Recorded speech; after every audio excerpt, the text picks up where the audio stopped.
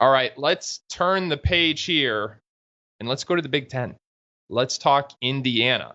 The Hoosiers, Mike Woodson, they have won two nationally ranked games in the last week. They beat Purdue this weekend, and they had a win over Tom Izzo and Michigan State. And you know what? That's going to get you in contention. 16-11 overall, 56 in the net, 26 overall strength of schedule. You see the quad one record there.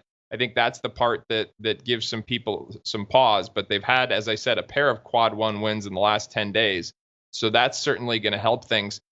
Schroeder, this is another team that has kind of redefined itself a little bit as this season has gone on, not unlike Arkansas. Can you help break down the evolution of their lineup that we've seen?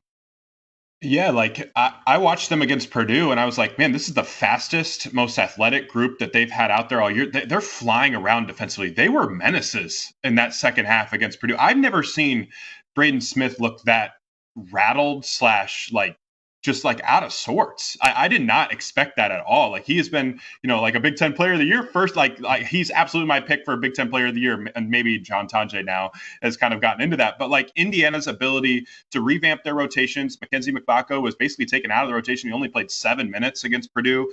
They took Umar Ballo out of the starting lineup. They kind of rode with Malik Renew at the 5, which I thought was pretty interesting. And they tailored their minutes where they were rarely on the floor together, which is something we've talked about since the offseason with those two guys.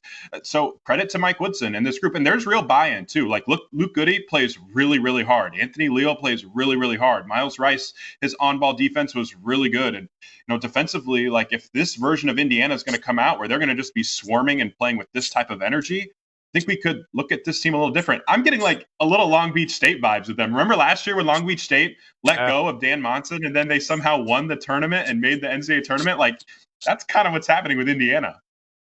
No, they definitely have a rallying cry now. And when you saw the way the team responded to Woodson in that post-game interview the other day and how he, like a pretty gruff guy, was like needed to take a moment to compose himself, you can see that it means a lot to them all. And they all have a rallying cry. And here's the reality, too. It's not just Woodson who's not coming back this year. A lot of those guys are not coming back. We look at the schedule ahead. I think they've got to beat Penn State. And then they go out, they make that West Coast road trip, and it's going to be really important because they're at Washington. I think that's a game they have to win. And then they're at Oregon. So I would say, whether you say they have to beat Washington or they at least need a split out there. And then they come home to play Ohio State, another game on the bubble. What do you think they've got to do here? I mean, I think it's probably 3 out of 4, definitely 2. I think probably 3 more wins at least when you factor in the regular season and the Big Ten. But what do you think their marching orders are here to feel good about themselves on Selection Sunday? Yeah, I thought 3-1 with making sure that loss to Oregon is that loss, right? Like you cannot lose to one of the other teams. I think the Ohio State conversation is interesting because Ohio State's kind of come back toward the bubble a little bit. Remember, Indiana had a wild road comeback to beat Ohio State in overtime. That was like a big time game that kind of like steadied the ship a little bit for IU in a midst of a lot of hardship as well.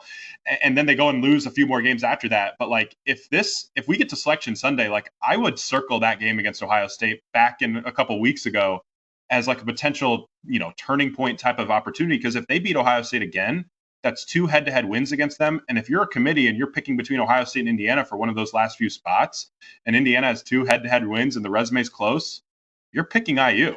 And so like it's gonna be really interesting. I think 3-1, maybe 1 more in the Big Ten tournament, and you feel pretty good about yourself heading into Selection Sunday.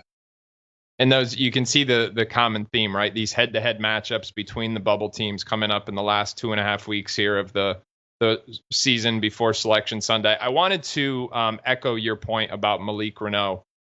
This Indiana team has now won 2 out of 3 after losing 5 in a row prior to that. Here are these for some stats. Reneau in the last 4 games is averaging 16 points per game. In the 5 prior, where they lost all 5, he was averaging less than 5 points a game. So if you're looking for one player to point to in this recent turnaround, it is Reneau. And I think your point about how they have played him at the 5, they have tried to keep him and Ballo on the floor at different times, speaks to what the original plan was for Reneau. When he was recruited, the plan was, hey, come back up Trace Jackson Davis, and then when he goes to the league, the 5 spot is yours. That didn't come to fruition. They've played two bigs. We don't need to go through that line of discussion again because we were critical of the approach in the preseason. It has come to fruition, the lack of spacing they've had with that lineup, but now they've started to get away from it. We've seen Renaud benefit, and I think the Hoosiers as a whole have benefited as well. So that's going to be a real interesting one to watch here, especially that trip out west.